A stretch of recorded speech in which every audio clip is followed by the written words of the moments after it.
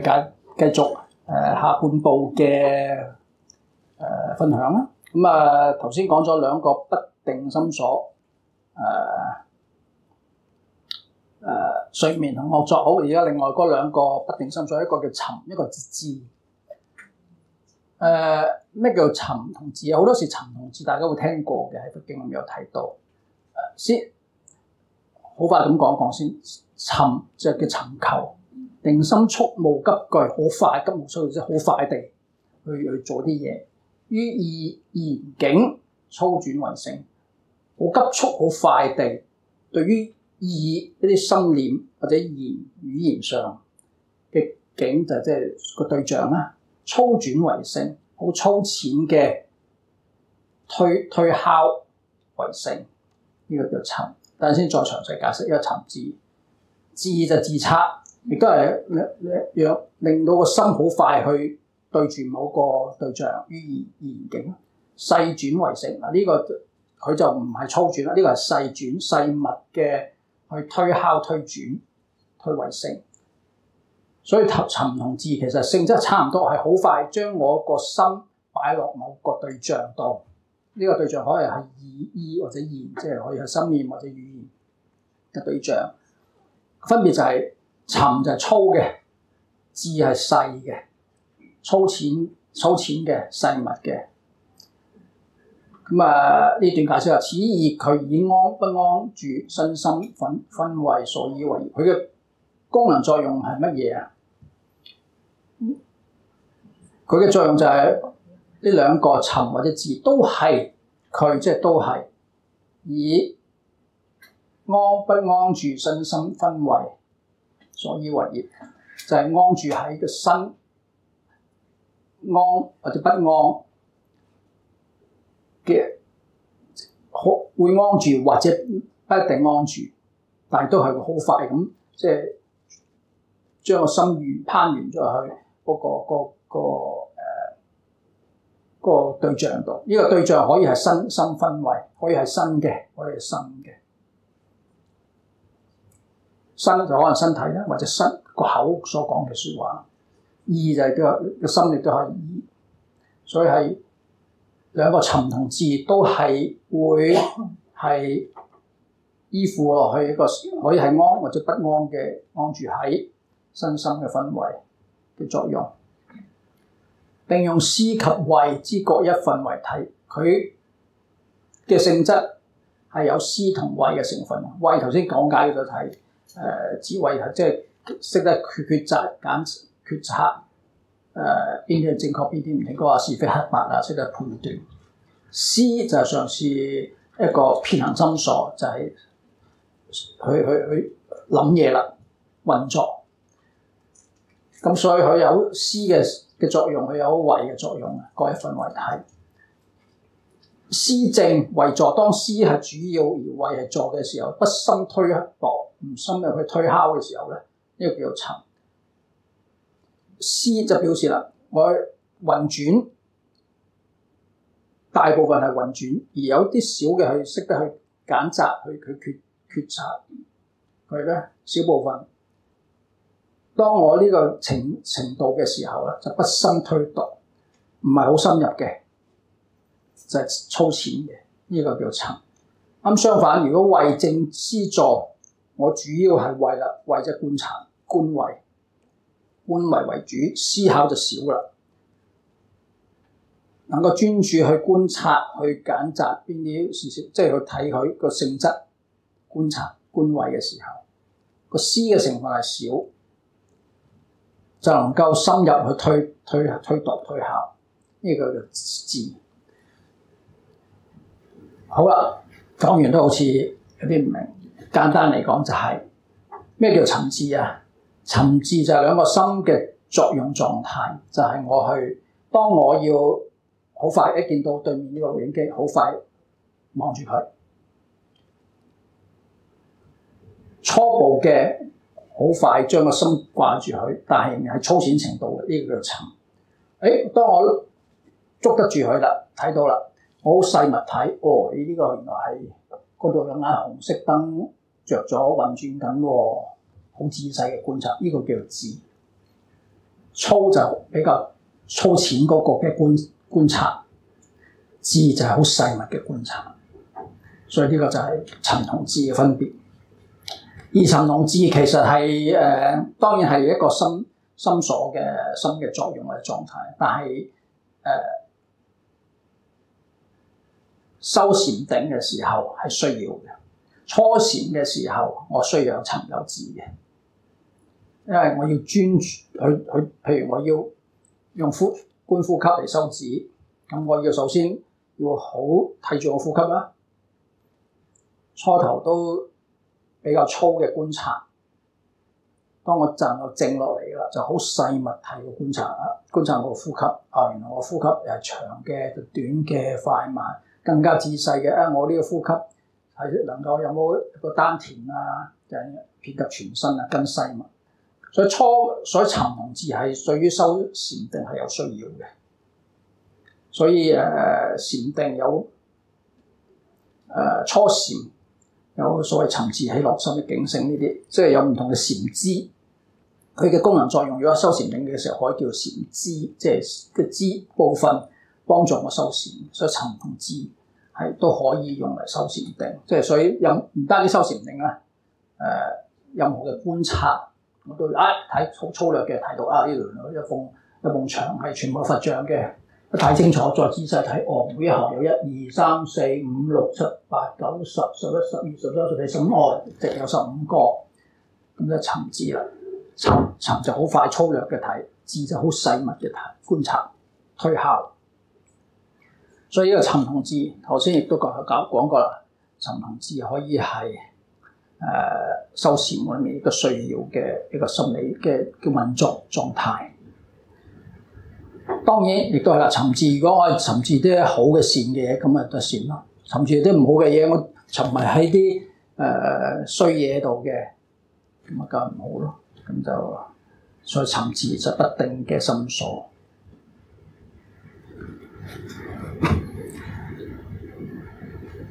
前面上一堂同埋頭先嗰度已經講完晒所有心所噶啦，屬於心嘅運作，白色心王同埋六組唔係一個心所。跟住講色法啦，色法有11種，眼耳鼻舌身，色聲香味觸同埋第11法處所攝識。進解裏面講言色者有質礙之色，上次已經講過啦。色就真係物質有障礙，佢嘅實質係有實質嘅嘢，而佢有障礙，會障礙到，譬如我見呢埲牆，障礙物質嘅，障礙到我睇唔到對面係啲乜嘢，或者聲音有埲牆會阻隔咗啲聲音，聽唔清楚，所以有質礙之色。呢個色係物質啦，有色有兩個，呢個色色聲香味觸，呢個色就係對於眼境，即係對於相對眼嗰個境個層叫色，但係呢個整體嘅色法就指整體物質方面嘅，所以有一個廣略嘅一個專注嘅色，而呢個色亦都有顏色之色啊，所以之根為5，所緣之境就有6啦。所以用根就有眼耳鼻舌身，呢6個根就根呢5部分，佢有物質成分嘅就有5個，但係所緣境如果係塵境咧，就有6個，色聲香味觸同法，所以總共有11個。咁點解唔係12個啊？點解？咦，明明眼耳鼻舌身意喎，但意根上次同大家解釋過啦，意根就其實係第7識，意識係由意根同法塵組合。先有一個圖片嘅，嗱呢個圖片就係上次同大家都睇過啦，根同塵啦，生起個色啦。咁前面嗰5根5塵就好容易解釋啦，色聲眼耳鼻舌身，色聲香味觸呢啲都係物質方面嘅，所以容易理解。而意識第6識，佢嘅根係第7識門羅識，而佢嘅境係一切法。而呢個根點解唔包括落呢個色法度啊？因為佢係完全純粹係意根第7識，第7識就係係心王一種，所以係心法，所以就唔包括佢啦，唔包括佢在內。所以就根方面就有5個色，而塵方面、境塵方面、塵境方面就有6個，即異所顯影。咩叫異所顯影啊？第一堂同大家解釋過啦，就係心同心所顯影出嚟，相對顯影顯示出嚟嘅嘢。因為根同塵係相對嘅，你只有根冇塵又唔得嘅，有塵先至會有根，會有相對嘅情況出現。而你要講有色有塵境，就一定有心所，即係心嘅部分先至顯現出嚟嘅嘛。如果你冇心冇眼，睇唔到外面個境嘅，雖然有境都我睇唔到嘅，唔會顯呢個塵色境出嚟嘅。所以就異所顯影，直解我啲大師嘅直解，心所變相分，皆名為色。所有嘅色，即係物質嘅能夠，即係境塵境嘅，係由心所變出嚟嘅相分。今且若於5根外6塵，內5根外6塵嚟講，咁有11種。眼耳鼻舌5根，皆第8識相分。其實我哋所講嘅眼耳鼻舌身呢5根係其實所有萬事萬物都係唯心所現，所以物質上嘅根都係8識相分顯現出嚟嘅啫。而各有異，一隻聖義嗱，講根啊，上次亦都同大家解釋過，有聖根、有聖義根同埋浮塵根嘅。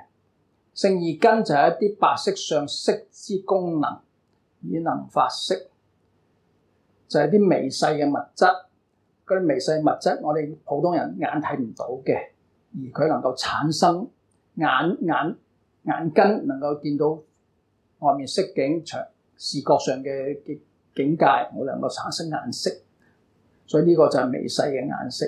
或者聲嘅耳根能夠幫我哋辨識到聲音嘅嗰個微細嘅物質，就叫做聖義5根，或者叫淨色根，清淨嘅淨色根。有學者講呢啲就係用現代嘅理解，就係我哋可能嘅視網膜嗰啲眼嘅細胞，耳裏面耳窩裏面嗰啲微細耳嘅細胞，嗰啲我哋又用凡夫肉眼睇唔到嘅，但係有咁嘅功能作用嘅。呢個係現代呢啲學者嘅解說啦。咁但係呢個係會發色啦。比知呢個比知即係比量，即係知道我從推估推敲出嚟係有嘅。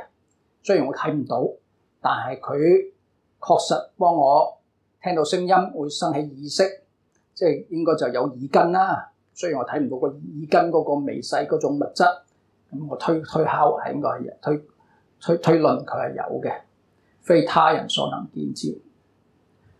但係第二就浮塵根，浮塵根就係我上次講啦，我哋外面粗嘅啦，我哋眼球、耳朵、舌頭呢啲就粗嘅，真係我哋好明確能夠睇到呢啲嘅係粗嘅嘢，浮塵叫做浮塵根，即聖義5根所依託處，但係4大所合成啦。浮塵根啲耳殼啊、脷啊、眼球呢啲就係好明顯係物質啦，地水火風呢啲固體嘅地水火風嘅物質所組成嘅，其實好明顯嘅呢個。但係呢啲其實嚴格嚟講，譬如耳殼，我呢個耳殼，有啲人意外 cut 咗個耳殼，冇咗耳殼，咁我係咪聽唔到聲㗎？其實仲聽到聲喎，因為我裏面有個耳窩，裏面有嗰啲神經細胞喺度，所以呢個耳殼只不過係一個輔助用品嚟嘅啫，工具嚟嘅啫。雖然叫耳，但係唔係主，即係唔係主角，其實係即係呢個輔助嘅工具嚟嘅啫。所以呢個叫浮塵根，就係真正嘅耳窩裏面嘅嗰啲微細耳細胞、聽覺細胞先至係淨色根。所以外面嘅呢個浮塵根，所以係4大所成，所以緣當然係色法啦。眾生妄計以為我身，實遠外之地水火風無二無別，呢以為呢啲咁嘅耳殼啊、眼球啊就屬於我身體，其實係物質嚟啫，完全物質，對地水火無異無別。君子第白色相分都係白色相分所顯現出嚟嘅一啲外境法塵而已。咁呢色法，咁啊色法頭先講啦，第八色所變，依正而報之上。八色頭先所講，八色裡面所種子喺現行就會顯現所有嘅嘢嘅世界，包括咩叫依正而報？正報就係呢個自己，即係個主角個體；依報就係呢個個體要依附嘅外在世界。所以正報就係指呢個主體，依報就係依附嘅世界，外在世界。咁所以八色都會顯現依正而報之上。眼色緣知，即名為色。眼就對於色啊，即係色塵啦。此色即是眼色形都係相分。眼所第八色之相分以為本質，都係由八色演變出嚟嘅啫。至於色相變相而緣，如於鏡中之像，未嘗親緣本質色也。眼見色都係白色，其實呢個就係正正啦。我哋凡夫以為眼睇嘅嘢有外境，以為就係有分別啦。以為雖然係有依報正報，以為係分別有實實在在呢個個體有實實在外境，但其實所有嘅嘢都係我哋心所嘅白色變現出嚟嘅啫。而譬如用眼呢個角度，我所睇到嘅嘢，其實都好似鏡中像，唔係真真正正見到嗰個物質。嗱，等一陣有啲圖表去解釋嘅呢段。咁先講埋呢啲啊，聲亦都係啦，聲即係由八色有依正而報啦，又聽到聲音有耳嘅功能。動即係有聲，聲其實係有動先有聲，即係其實係啲聲波，有空氣嘅震盪先會有聲。如果冇呢個震盪就冇動咧，就唔會有聲。就耳識去緣知，意識就辨識佢，亦都係自相自變聲相。香亦都係一樣，香就會有香臭嘅味，地識緣知，自變香相。依正而報，呢個舌啦，舌就係甜淡等六味，鹹淡甘辛，鹹淡辛酸甘苦六味，就舌去分別佢，自變味相。依正而報就具冷暖堅韌各種嘅觸覺感覺。身識緣知，即係我哋觸到會有冷暖啊、堅韌啊、粗潔啊，好多度唔同嘅身體感覺。呢個身識緣知，自變色相。依正而報，主體客觀嘅我哋話嘅客觀外在嘅境，依正而報。其實總括嚟講，呢啲功能作用雖然係物質，似乎係物質，都其實係我哋白色所顯現出嚟嘅。點解頭先所講？呢個自己個主體容易理解，眼根、耳根呢啲都係容易理解個體。但係外在世界其實我明明見到外在世界喎，點解呢啲係唯心啊？呢啲點解心識所顯現啊？我就借用咗一啲呢啲圖去解釋啦，用現代嘅腦科學嚟解釋會比較更加容易，即係現代人會理解。好，譬如外面呢棵樹，嗱，一棵外面有一個暫時叫佢一棵樹嘅嘢，經過眼球係視網膜有個倒影，好，而呢個再經過眼個 optic nerve 嘅視覺神經傳入腦之後，經過一大紮運作嘅唔同嘅網絡。去到我哋呢個叫枕葉 occipital lobe， 枕葉個係負責視覺方面嘅訊息嘅，就出現一個訊息樹。嗱，呢個就係我哋視覺嘅過程。呢幅圖下面嗰幅圖更加，我覺得更加好就係我哋前面有個物質，一個物件葉啦。亦都係一樣，係視網膜度個葉，不過呢幅比較忙，倒轉咗個葉，亦都傳送經過視覺神經喺個腦度，喺枕葉嗰度產生一個訊息。呢個訊息就其實喺腦裏面嘅。腦用現代嘅心理學者嘅心啦，生嘅覺知，其實我哋所以為見到嘅業，其實就係頭先前面有個物質物件，物件經因緣條件，有光有空間傳送個呢啲咁嘅光嘅物理效果去到視網膜，視網膜接收咗呢視網膜神經細胞產生啲化學作用，傳入去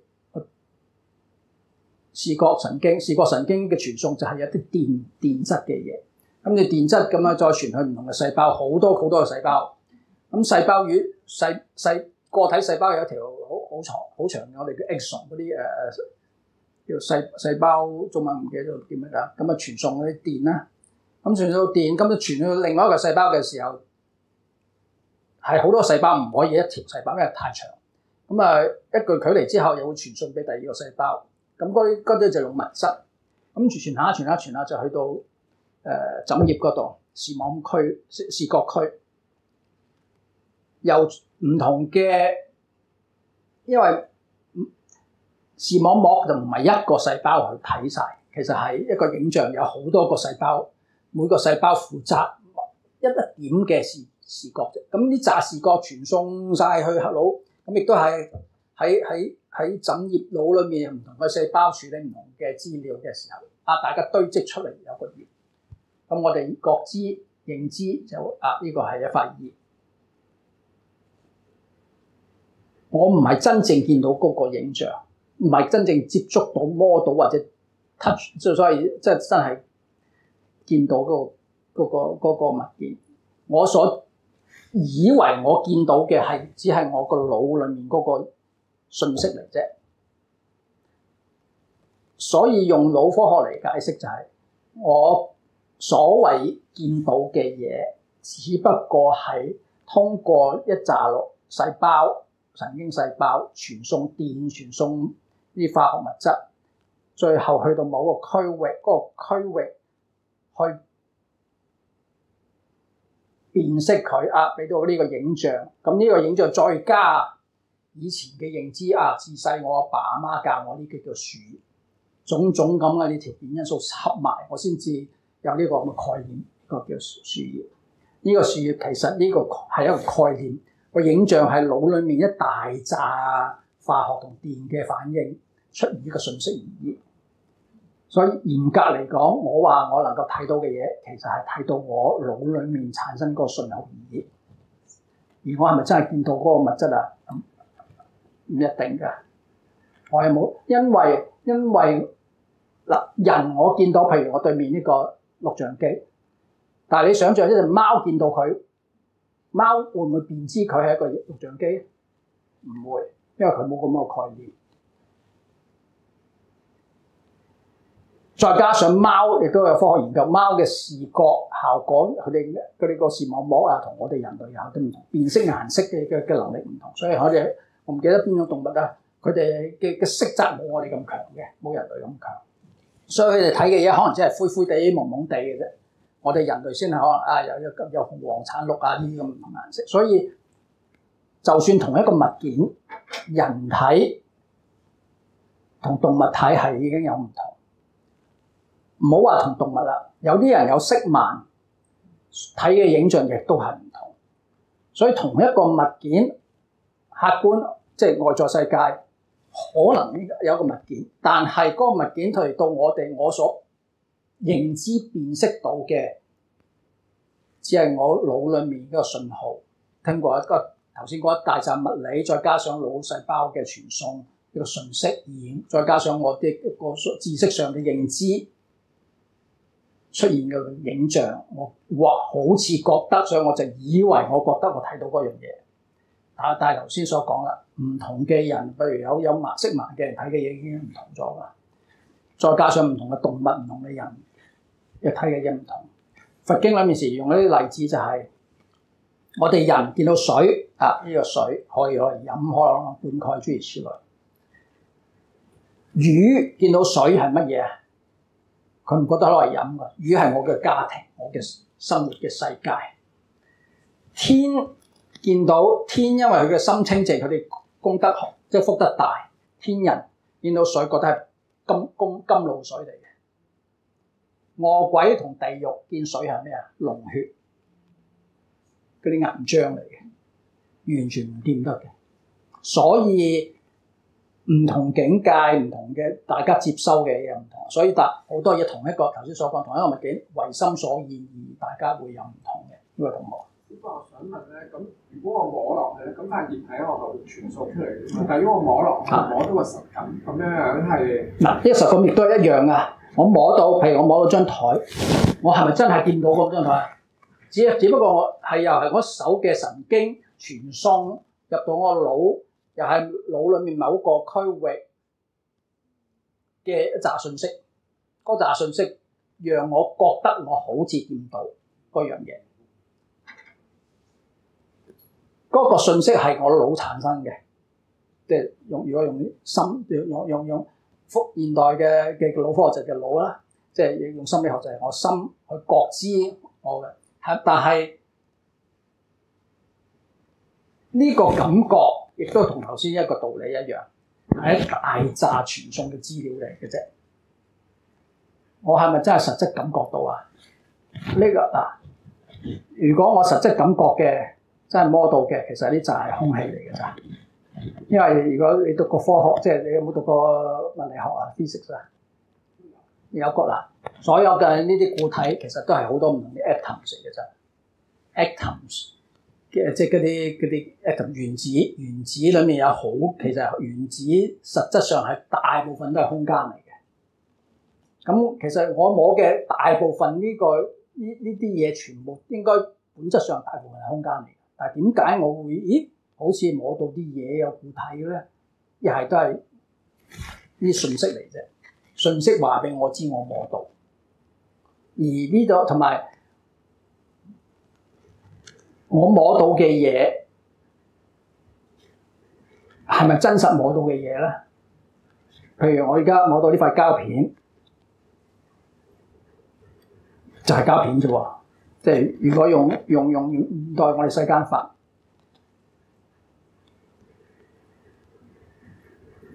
呢塊膠片膠片已經我係用咗一啲我已知嘅概念去幫助去運作佢。如果一個初出世嘅小朋友摸落去，佢會唔會知道啊？呢塊係叫膠片咧，或者冇觸摸嘅叫膠片咧？小朋友唔會辨識到。一隻貓、一隻狗，佢摸落嚟，佢只係即係佢覺得係好似踩咗啲嘢啫，佢唔會覺得話知道呢塊叫我摸到嘅叫膠片，即係因為佢唔識去辨識佢。所以通過呢啲嘅解釋解說，就係其實我哋所接收嘅呢啲外在嘅眼耳鼻舌身都好，啲信息都係有應該係有一個物質喺度，只不過物質係咪真係我所接觸到嗰個物質咧？就唔係嘅，只係我個腦即係個紮傳送資料，讓我再加上我頭先所講我嘅認知以前所學嘅知識啊，諸如此類，一大紮因緣和合堆出嚟嘅一個信息而已。所以禪宗裏面就有一個維養宗，維養宗就係有個圓相。如果你去過，你有冇去過寶林寺啊？真係總之有時禪宗會畫一個圓，呢個係乜嘢？好入嘅寶林寺好圓，唔緊要。咁啊，好多時你上網睇一個禪畫畫個圓圈，畫個圓圈之後，就問你呢個係乜嘢？個人嘅表述都唔同㗎，因為個人嘅接收嘅嘢能信息演繹佢唔同咗，所以大家識別就唔同咗。咁確實係咩啊？好，跟住就係咁樣。老師啊，咁同嗰個《楞嚴經》裏邊所講，即係佢所講到嘅眼係眼識啫，即係譬如話有啲嗰個意思係咪好相近啊？即係佢係否定咗你個眼，你係睇到呢一樣嘢，但係唔係你真係睇到呢一樣嘢嘛，而係你從你嗰個眼色裏邊反映到出嚟，即係佢係總之係我唔識表達。咁啊，好多時就係嘅意思都係咁啊。其實《楞嚴經》裏面亦都好多呢啲唯識學嘅資訊喺裏面嘅，所以其實我哋所要搞清楚啦。所以我哋見到嘅呢啲色法又好，心法又好，嗱頭先所講啲色法係需要心所嘅運作先顯現出嚟嘅，就正正就係啦。包括觸都係嘅，需要我嘅心頭先所講，我心去演繹佢，去識別佢，先至覺得佢係固體物質，我係觸摸嘅呢個。觸境、觸塵，眼耳鼻舌身根，觸塵，需要呢啲大扎嘅信息去演繹佢，咁我先至覺得我摸到啲咩？我摸到嘅呢個係貓屎老鼠。但係如果我一路上我都冇呢個概念嘅話，或者冇呢個知識，如果你想像去到一個完全未見過電腦嘅人，拿住呢個咩？你摸呢個呢咩咧？佢唔知咩嘅，或者皮膚上有啲人如果不幸嘅燒傷咗，佢哋嘅觸摸嘅感覺係變唔同晒，佢觸摸嘅嘢亦都好唔同。佢哋一觸摸落去只係覺得好似有啲嘢，但係我摸唔出係乜嘢嚟嘅。咁所以即係我哋嘅眼耳鼻舌身呢啲，導致所呢啲詐傳接收嘅信息，都其實係我哋心裏面顯現出嚟，而識別出嚟，而亦都加上頭先所講好多概念上知識上嘅嘢先演繹出嚟嘅嘢啫。所以就唯心所現，所以就唯心學所就講呢度。或者第一陣落堂先講，因為時間有限。好，咁呢啲都係喺色法啦。咁色法再加上就五塵落射影子。五塵落射影子就係而家我見到呢啲眼耳鼻舌身就好明顯啦。咁但係如果我過咗之後，我離開咗，我就諗翻喺呢個 ACC 呢個講堂呢度，即係呢啲記憶影像呢啲咁嘅信息咧，呢叫落射過咗去㗎啦，只不過係好似影子咁，呢啲都係信息。咁呢五塵就係眼耳鼻舌身嗰啲落射影子，即係頭先遺留到嘅嘅信息啦。並及表無表色，咩叫表無表色？呢個表字係顯現出嚟，能夠真係認知到嘅。咩叫無表色？有一啲我哋佢冇即係明顯顯現出嚟嘅，有啲就好具體，即係好清楚顯示呢個教準。有啲無表色就頭先所講啦，微細嗰啲細胞，即係細胞都係現在人啲學者嘅演繹咗。古時印度都唔知道有啲視網膜細胞唔知有耳蝸裏面啲細胞諸如此類，因為睇唔到不明顯嘅，所以叫無表色。但係佢哋推知應該係有呢啲物質嘅喎，所以就叫無表色。所以表色即係明顯有嘅，我哋見到嘅或者辨識到嘅。無表色就係應該係有，但係只不過我哋唔能夠好明顯就辨識到佢嘅。定果色，咩叫定果色？就係有入咗禪定、四禪八定顯現出嚟嘅景象。當我入到禪定，都會有顯現呢啲五塵嘅景象嘅，但係嗰個景象會更加微細、更加清淨。因為入定嘅時候，你個心一定要相當細密，再加上入到譬如入呢啲定，係相對於就等於去到嗰個境界，而入定就當然嘅境界就四禪八定，相對就色界無色界，色界天無色界天嘅物無色界天就冇物質啦，但色界天就有嘅，會有佢嘅玄妙嘅一啲物質。咁呢啲物質係咩我未入過定，我唔知道。但係你可以理解嘅就係唔係我哋欲界嘅物質，唔係我哋啲物質，係啲好微細嘅物質。咩微物質？頭先所講，我未去講，我唔知道。但係我最近先喺網上睇到一個科學嘅介紹咧，就係譬如講緊眼翳嘅視覺，眼翳視覺見到我哋人，係咪見到我哋人咧？唔係嘅，佢就係再頭先所一樣嘅道理，就係佢哋嘅視覺嘅神經嗰啲嘢，冇咁發達嘅，佢哋只係見到一個影像，一個好巨型，可能灰灰暗暗嘅影像啫，見到人，所以就覺得係座山，即係如果理解啊，佢哋覺得可能係一座巨嘢可以爬上去嘅山嚟嘅，所以佢唔會見到呢個係一個人，佢唔會辨識佢係一個人。同一個道理，我嗰段短片主要就係講我哋人欲界嘅，我哋會唔會見到更高層次嘅有情嘅眾生咧？我哋睇唔到，因為我哋嘅感官見唔到。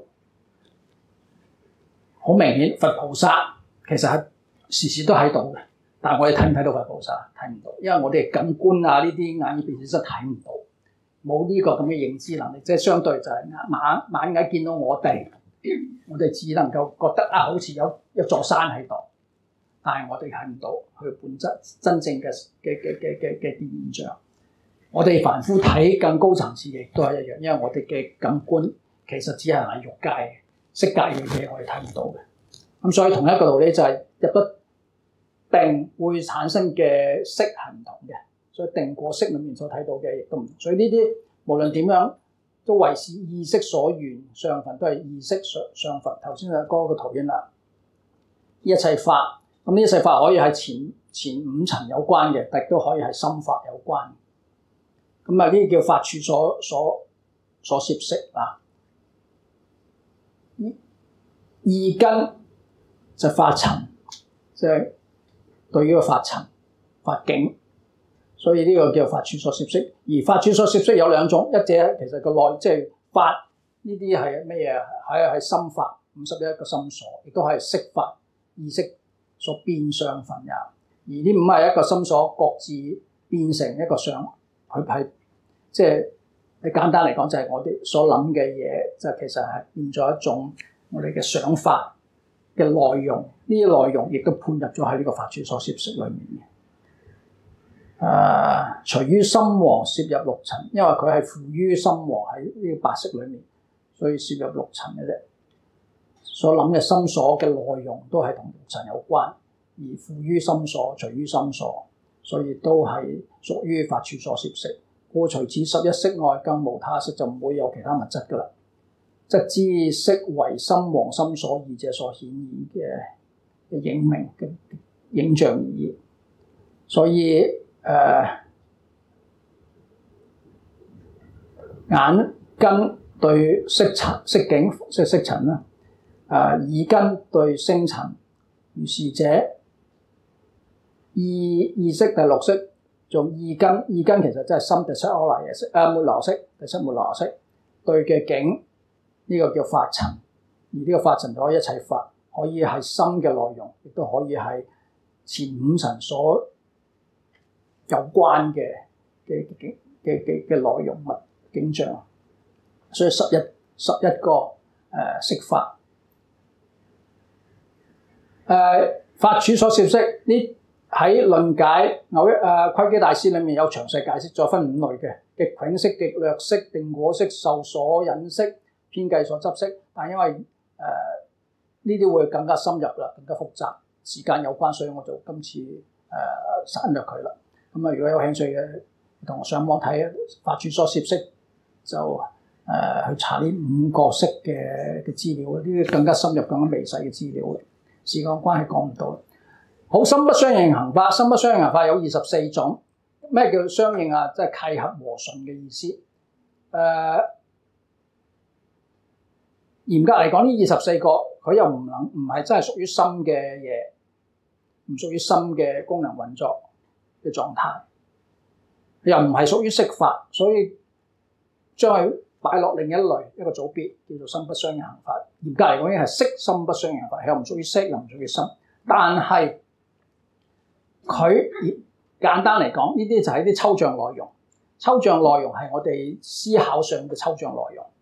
所以佢又係由心同心所相應，佢唔係金德與命根等24種非能緣故，唔係真係我能夠即係話佢係屬於心嘅嘢或者識法嘅嘢，不與心所相應，非能緣故，不與心所相應。佢唔係同心所相應嘅，佢又唔係真係物質，又唔與色法相應嘅。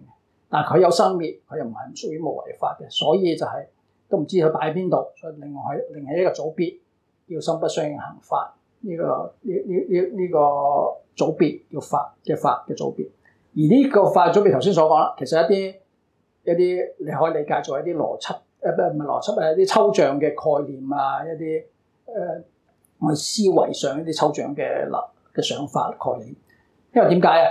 如果有一部叫做大乘五蘊論，又係世親菩薩寫嘅，咁係詳細啲㗎啦，嗰部長啲。咁其中佢有講到呢啲心不相應行法係屬於行蘊，色受想行識嗰個行蘊。行蘊就係即係我哋思維運作，呢啲就係呢啲心不相應行法，全部都屬於行蘊裡面嘅內容，就係我哋嘅思維內容啦。呢啲比較抽象嘅內容，咁非如色心，故唯識論云：非如色心及諸心所體相可得，又非異色心，非異色心及諸心所作用可得。佢又唔屬於色，唔屬於心，唔屬於心所，佢嘅體質性質上唔屬於，所以唔歸入佢哋。但係佢又唔可以離開，不異即係不同離開。呢啲有各自己可以獨立運作作用，所以就將佢判在另外一個組別。由此故之定非實有，佢唔係真係實有嘅，因為佢又唔係真係色，更加唔係屬於心，所以又唔係實有。但係佢係依色心所分為假立，假立即係唔係真嘅，假嘅成立出嚟嘅啫。佛教有個名字叫假名安立，我俾個名假名佢，令佢成立某個概念嚟嘅啫，成立某個概念，所以佢唔係真係實質啊，同啲前面屬於心所呢啲或者色法有關。但係佢又唔可以離開色心所獨立存在，因為佢係呢啲需要佢哋幫佢即係建立出嚟嘅概念。所以今直云心不相應行者，須依三法假立，而色是心及心所之所現。色就係心所顯現啦，心所又同心有關相應啦，故但言心名其總不離心。呢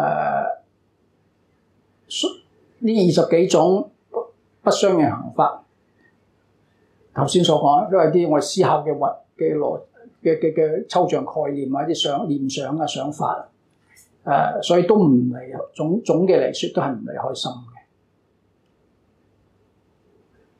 咁呢20幾種嘅24種嘅不相應行法，好快同大家講，因為呢啲雖然係心裡面嘅思維嘅內容，因為啲抽象概念啊思維嘅內容。係唔屬於心嘅心所嗰啲狀態嘅心，或者運作功能。只要知道佢係啲抽象啊嘅心思維嘅內容就得㗎啦。咁呢啲概念有24種啦。得係咩啊？就係我做嘅嘢做之後有得失嗰個得。如果能夠得到成就啦，獲得嘅意思，因為獲得某啲嘢能夠得到某啲嘢，呢個係一得，呢個係一種抽象概念。或者成就能夠成功得到某啲嘢，呢個所以係一個假立嘅一個概念嚟嘅啫，一個所以一個法。命根就依於色心連續不斷假立。由於色心如果係能夠持續不斷嘅，由於有色有心，就有一個好似嘅個體啦。咁如果連續不斷嘅持續嘅，我叫佢命根，有命根。眾同分者，咩叫眾同分？即係相同類別啦。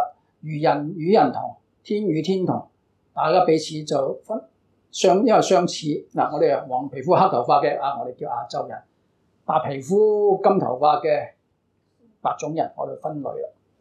黑皮膚嘅就黑皮膚嘅人就分類。咁我哋黃皮膚黑頭髮嘅就叫做眾同分同類啦。咁所以呢啲完全係一啲概念上啊思維上嘅概念嚟嘅啫。所以假立佢有呢個叫做眾同分嘅一個法。異生性者就呢啲前面講相同，後面講不同啦。不同咩啊？主要就係如果妄計我有法嘅，我哋凡夫啦，同聖人就證悟到我空法空就唔同啦。智性不同，智慧層次嘅性質不同，層次不同，所以凡同聖係唔同啦。就唔同嘅就分類別啦，異生聖故即係不同類別啦。於聖凡相對假立，不同前面眾同分就相同類別，異生聖就不同類別。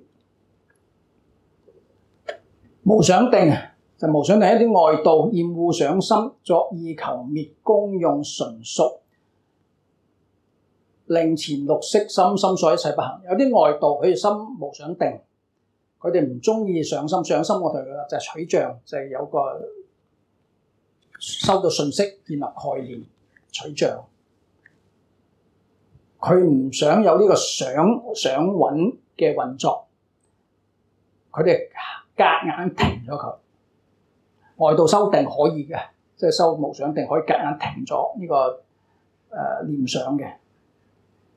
而呢個念想屬於第六識嘅運作，即係叫第六識嘅心所企，夾硬停咗佢。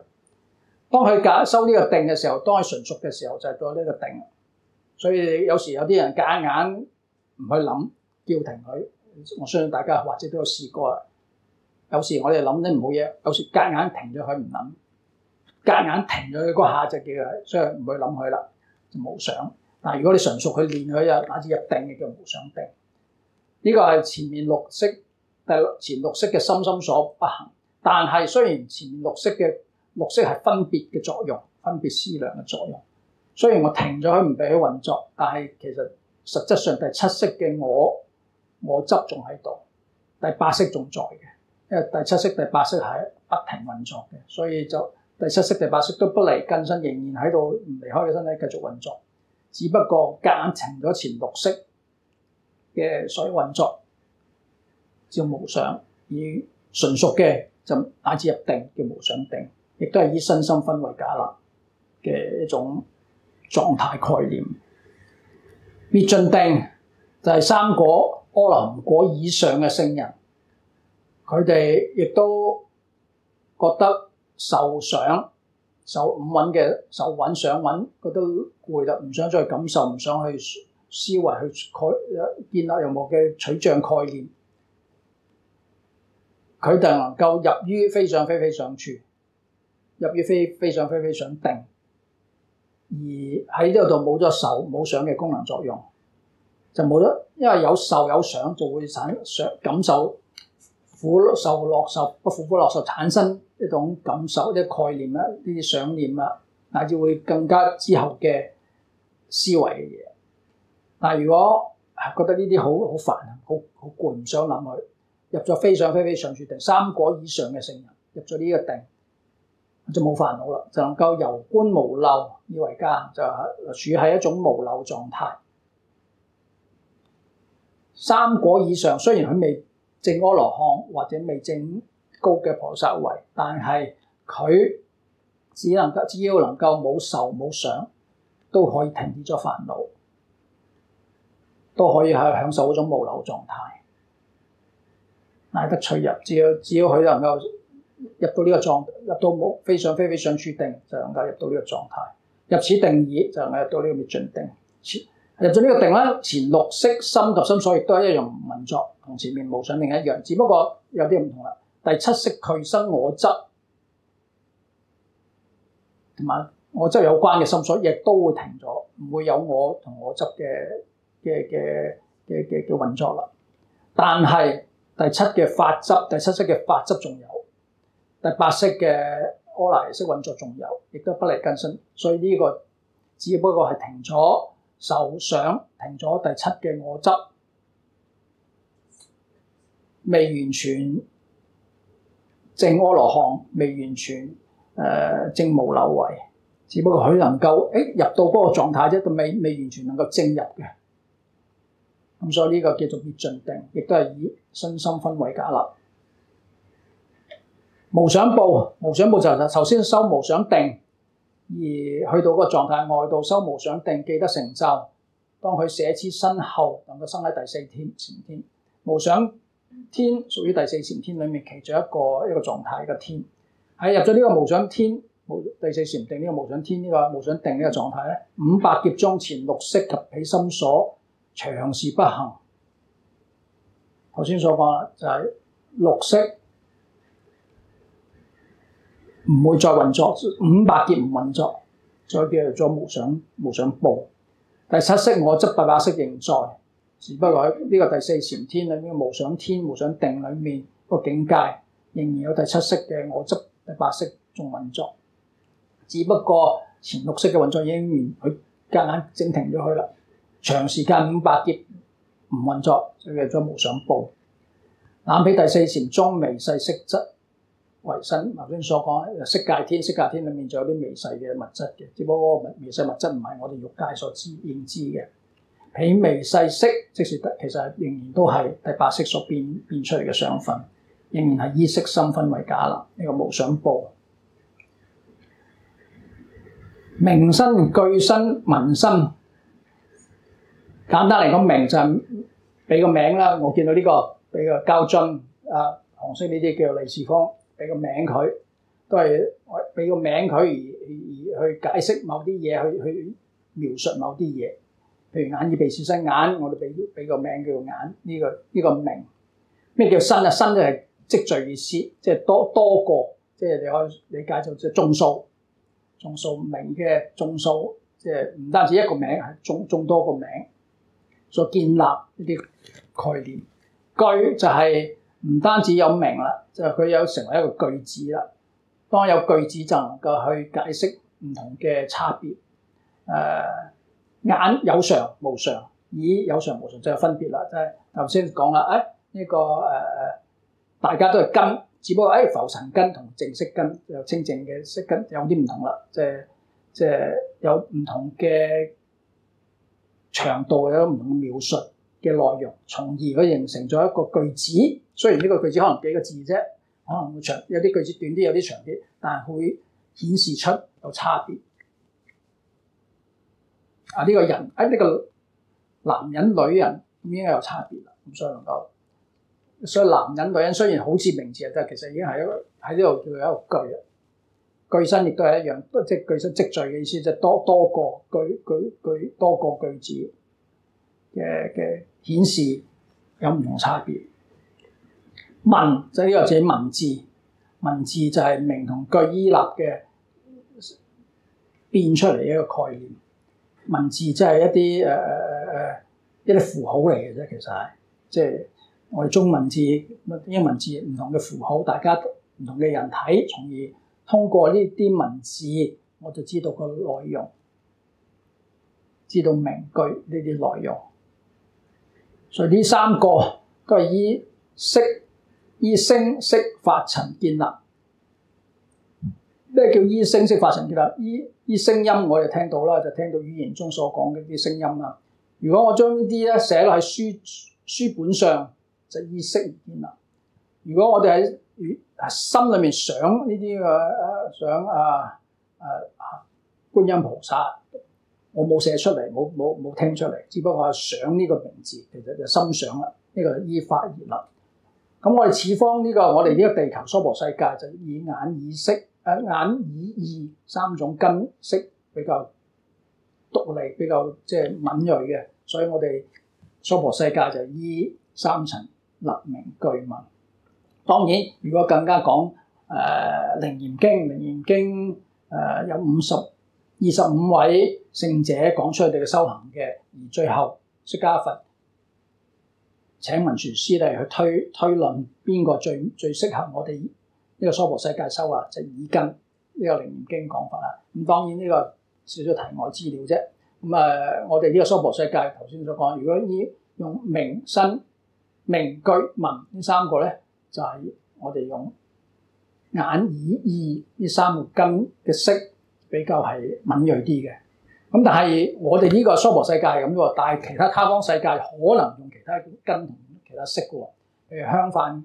用香飯、用天衣都可以嚟表達傳送資料資訊嘅。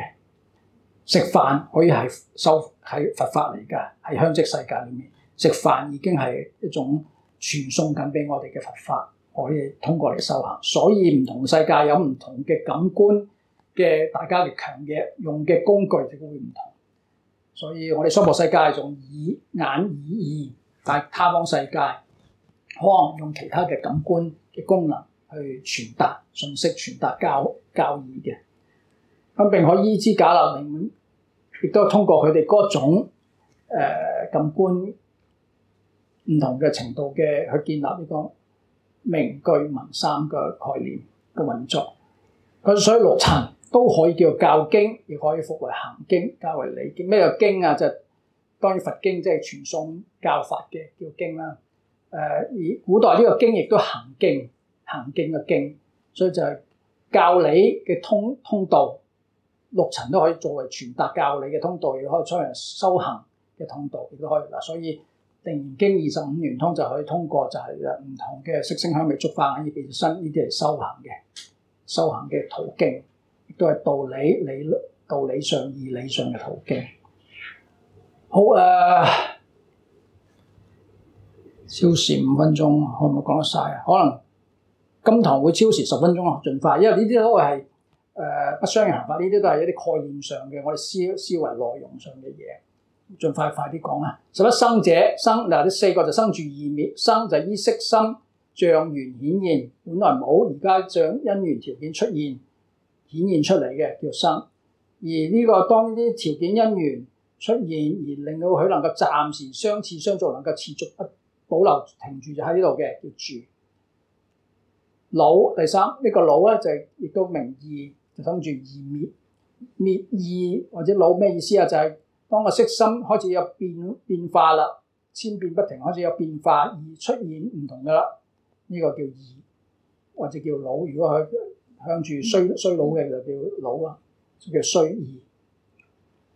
滅就無常，就係本來有，而家跟住就冇咗，因為有色心嘅變化而本來有而跟住變成冇咧，就叫滅。所以生住異滅，亦都係呢啲係一啲法不相應行法呢啲概念。流轉就本來色心因果前後相續，有因有果，所以有種蘋果因，跟住蘋果苗、蘋果樹、出產好多蘋果，咁嘅因前後因果相續嘅呢個叫流轉，就有變化出嚟、演變出嚟嘅因果相續嘅。就叫流轉。定義呢個定義就係決定係有義嘅，就依善惡因果種子現行，各不同假立。決定係有唔同嘅，善嘅有善嘅種子，惡嘅因為善嘅種子會得善報，惡嘅種子會有惡報。決定係有唔同嘅，咁呢個肯定有不同嘅，呢個係一個概念啦，叫做。定義係依善惡因果種子現行，各個不同。相應就之前已經講過，相應就係啲契合和合嘅，於心所相應和契合和合嘅俱起嘅叫相應。世速就係色心諸法遷流不暫停，流轉得好快嘅，完全冇停冇暫停嘅叫世速。次第就有前後啦，諸法前後引生長序不隔不亂。有前有後，有阿爺先有阿爸，有阿孫咁樣，就唔會有紊錯亂。呢個又叫有次第。時就係時間概念，依色心剎那輾轉假立，色心嘅現象有呢個輾轉嘅位置，呢個我哋即係建立一個概念叫時間。即係而家呢一分下一秒又有唔同啦，咁我哋。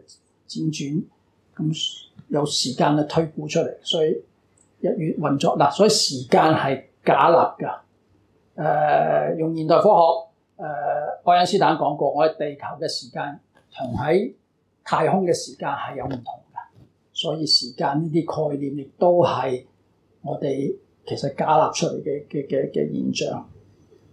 頭先講完時啦，呢個方就係講空間啦。前後左右唔同嘅位置嘅空間又唔同，有東南西北，所以呢個方就係空間。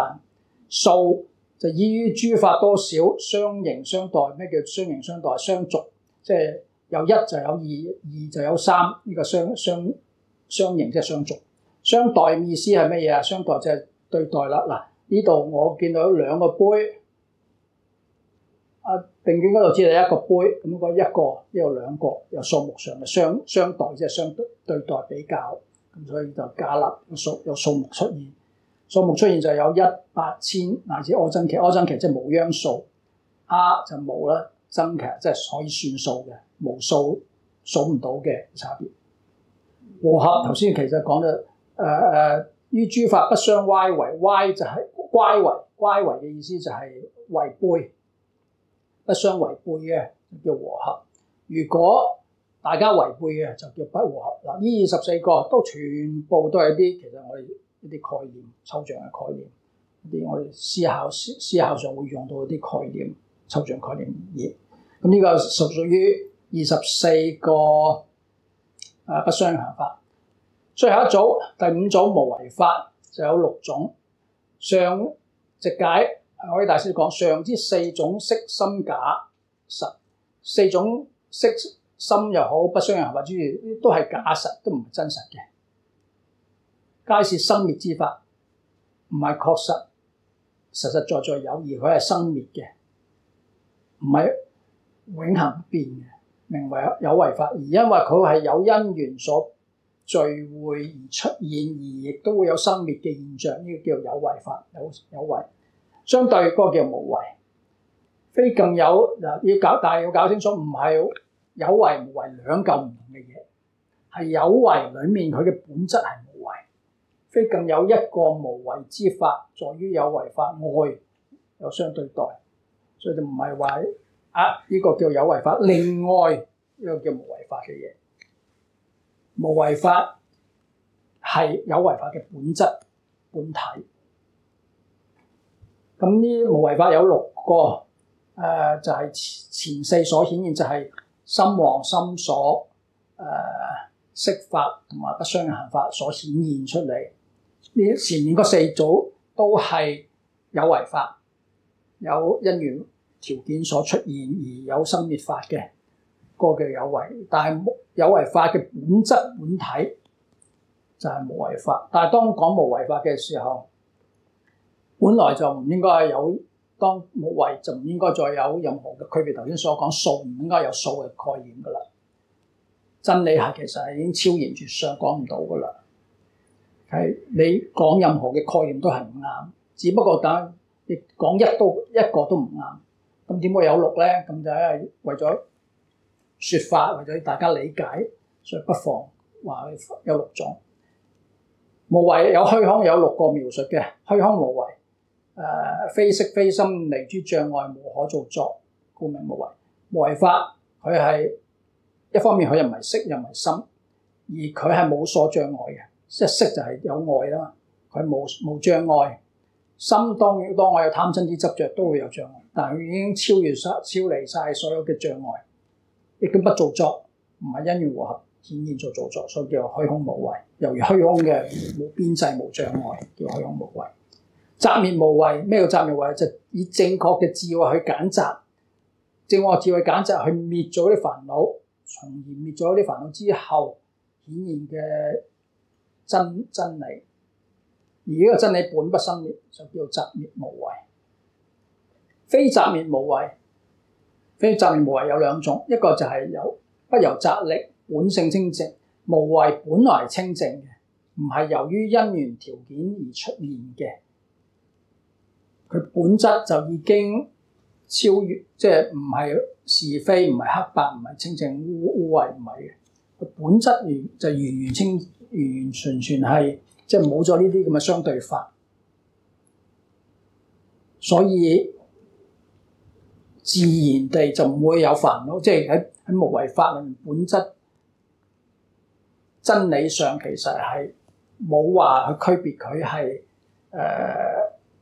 有冇煩惱？煩惱都係假嘅，虛幻嘅，所以就唔需要刻意去消滅佢、擇滅佢、去選擇去滅佢呢啲煩惱嘅，因為本質根本就係清淨。呢啲煩惱只係一啲虛假，所以《楞嚴經》裏面有講啊，啲煩惱呢啲就好似塵咁啊，啲飄過嘅嘢嘅現象而已。本質嘅心係清淨嘅，本性係清淨嘅。所以本性清淨，呢啲煩惱只係一啲過眼雲煙假象嚟啫。咁所以唔需要擇滅，唔需要去選擇去滅佢，要擇滅無為。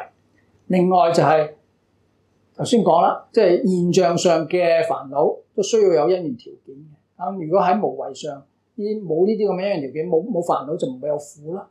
咁就會冇條件緣缺，佢就唔會生。所以雖非永滅，但緣缺所顯現。冇咗呢啲咁嘅世間嘅貪嗔痴啊，所以諸如此類呢啲咁因緣，佢就唔會顯現，即係唔會有世間法嘅顯現。咁佢反而顯現就無為法啦。咁嗰個就所謂非擇滅無為，不動無為，不動滅無為。即係佢一個譬喻啊，就係嗰個無為法就猶如好似我哋入到第四禪咁，當入到第四禪嘅雙亡苦樂。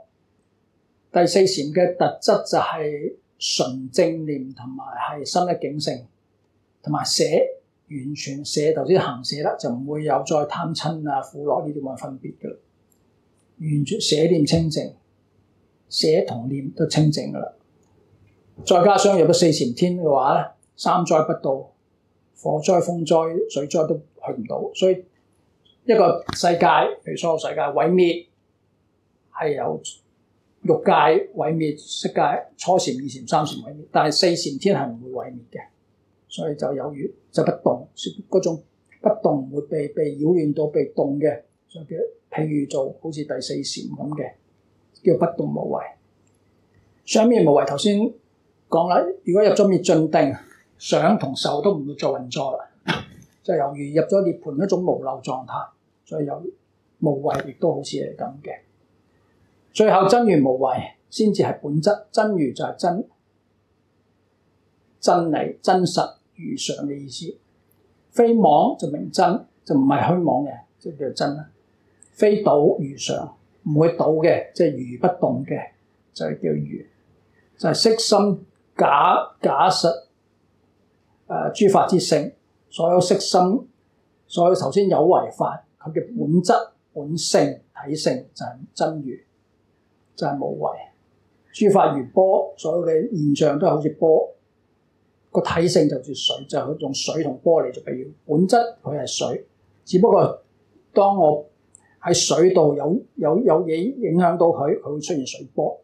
本質係水，佢水就冇話喐唔喐嘅，或者本質就係水。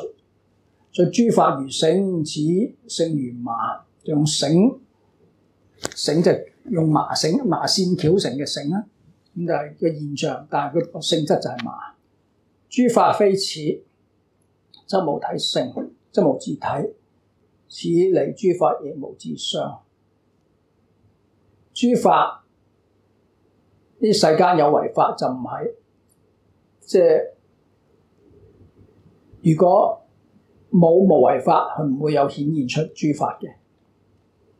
如果無為法離開咗無為法，亦都唔會有任何嘅自相出現。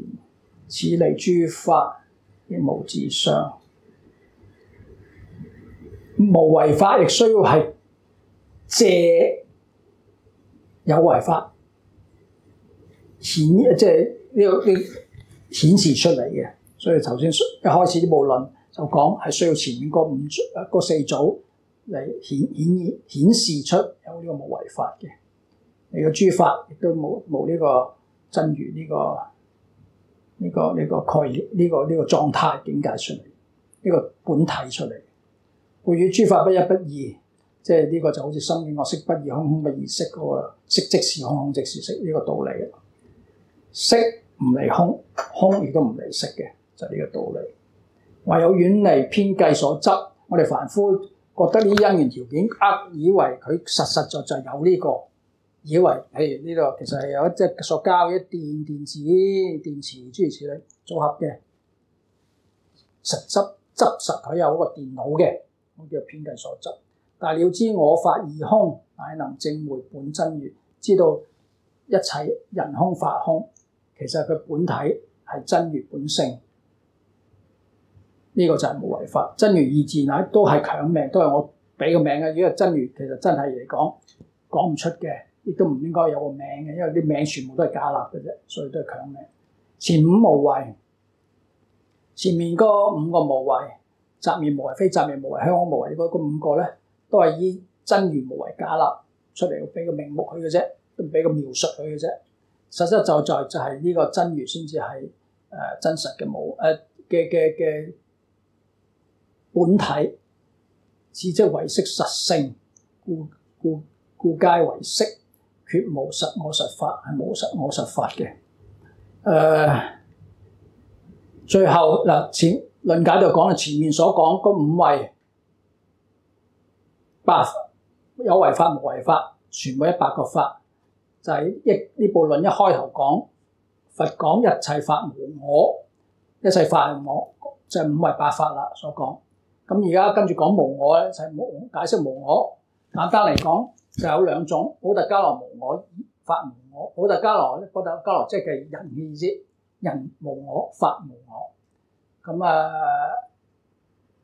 我位大師講此正顯示一切法無我，就係前5位8法中一推求皆無呢個人我法我嘅。補特伽羅又話有情，即係補特伽羅就係有情，就係啲人意思。即生空、眾生空或者人空，法無我就係法空，所以人無我、法無我，亦都可以理解叫做人空法空。呢段我就唔詳細讀啦，因為時間關係。主要就係講其實五蘊一切都係因緣和合嘅，其實冇一個真實常我。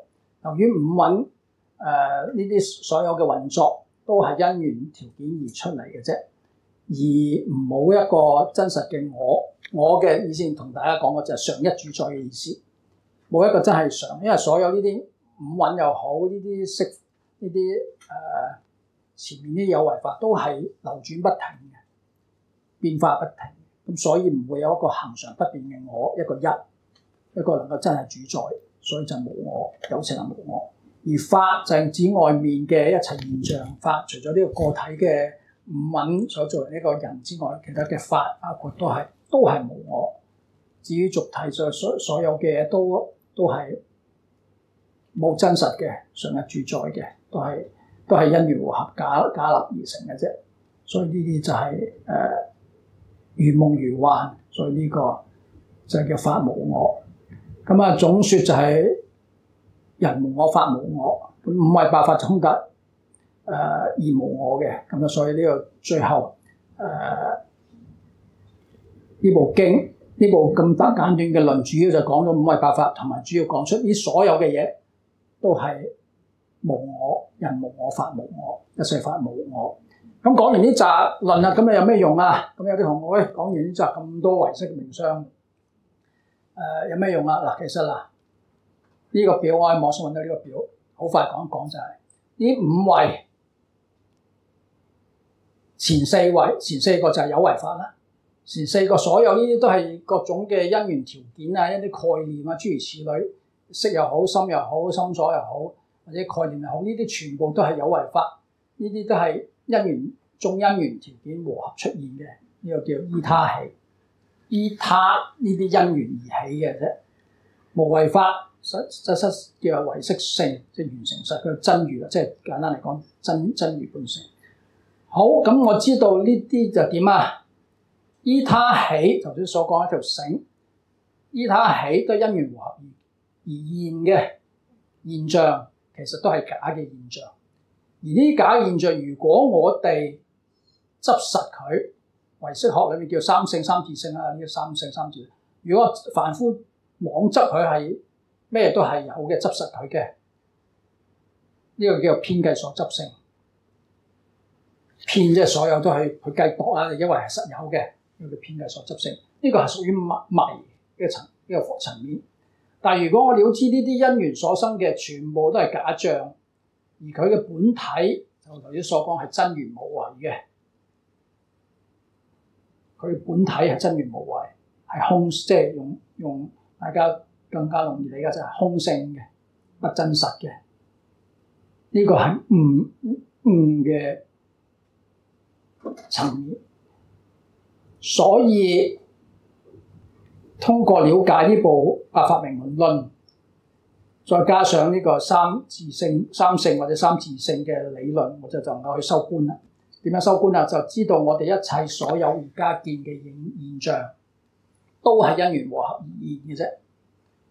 再包括頭先所講，都係我嘅心意識所顯現嘅現象，見分相分，即係能立所立呢啲現象。呢啲我凡夫執着佢，就迷誤咗佢咧，迷惑咗佢咧，迷惑咗佢就以為佢有。但係如果我更倒翻轉頭，我用覺悟嘅層面去睇，呢啲其實一切都係幻象不真嘅。而我更加再睇深啲，睇真實啲嘅，呢啲都係空性真如嘅體性嚟啫，無為嘅體性。呢個就係修個唯識觀覺悟個層面啦。所以因緣法，如果我迷惑去睇佢，就執實佢，以為真係有。但係如果我用覺悟去真係就知道佢係完成實，即係真如空性假嘅，更加深入去睇嘅時候，我就能夠證入見乃至證入呢個空性實性。嗱，呢個實唔係你有啲人時會概念啊，呢個實係咪真係真實有啊？其實呢個實即係一個名稱啫，即係真理嘅意思，你可以理解到真理。只不過我哋世間始終要有啲文字去傳達一啲概念信息。咁如果呢啲嘅全部都係因緣嘅假嘅執着嘅，就係我哋覺悟去點知佢係緣起法係空性真如嘅咧，就藉着咁樣嚟修呢個觀，即係再通過唯識，我知道我見到呢啲所有嘅信息，呢啲都係我心出現嘅因緣和合嘅假象嚟嘅啫。我唔執着佢，放下佢，安住喺個平靜清淨心嘅，呢個就係修唯識觀。本來呢個系列已經超晒時啦。本來呢個系列我本來想講更多嗰啲分享一啲更多嘅唯識觀嘅內容，但係因為時間關係冇辦法啦，所以今次嘅唯識初探講座呢個系列就到此為止。今日同大家分享完5位百法明門論，同埋知道呢啲概念之後，亦都可以去初步用三自性觀去運用去收集呢個唯識觀。呢個係最簡單嘅唯識觀，當然有更深入嘅、更詳細嘅唯識觀。咁唔好意思超晒時啦，咁所以今次嘅講座就到此為止。下一個講座就要到下年㗎啦，即係半年之後見㗎啦。好，咁我哋回向好，願以此功德，普及於一切，我等與眾生，皆共成佛道。